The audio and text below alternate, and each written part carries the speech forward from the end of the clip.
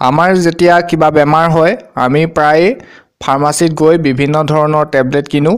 কিন্তু এই টেবলেট বিলাকত যদি আমি ভালকৈ চাওঁ ইয়াৰ পিছফালে কিছুমান ৰঙা ৰঙৰ কিছুমান লাইন দেখিবলৈ পাব এডাল লাইন বিশেষকৈ ৰঙা ৰঙৰ এডাল লাইন থাকে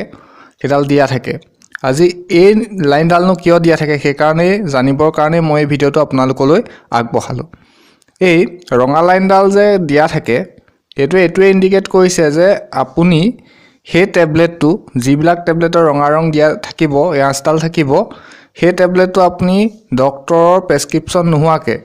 আপুনি হেতু কিনিব নোৱাৰে বা ব্যৱহাৰ কৰিব নোৱাৰে কাৰণ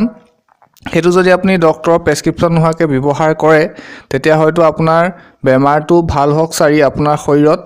ইয়াৰ সাইড এফেক্ট থাকিব পাৰে দেখাব পাৰে বা বিভিন্ন ধৰণৰ প্ৰবলেম হ'ব পাৰে সেই কাৰণে আপোনাৰ এই দৰবটো ব্যৱহাৰ কৰাৰ সময়ত যথেষ্ট সচেতনতা আৰু ডক্টৰৰ প্ৰয়োজন হয় ডক্টৰৰ পৰামৰ্শৰ প্ৰয়োজন হয় এই বুলিয়ে নহয় যে আপোনাৰ ৰঙা ৰংটো নাথাকিলে যে আপুনি দৰব ডক্টৰৰ পৰামৰ্শ নোহোৱাকে ব্যৱহাৰ কৰিব পাৰিব হেতু নহয় সদায় আমি দৰব এটা ব্যৱহাৰ কৰাৰ আগত বা টেবলেট এটা লোৱাৰ আগত ডক্টৰৰ পৰামৰ্শ লবই লাগে কিন্তু বিশেষকৈ ৰঙা ৰং দিয়া টেবলেট খিনি ৰঙা ৰং আঁচ থকা টেবলেট খিনি যদি আপুনি ব্যৱহাৰ কৰে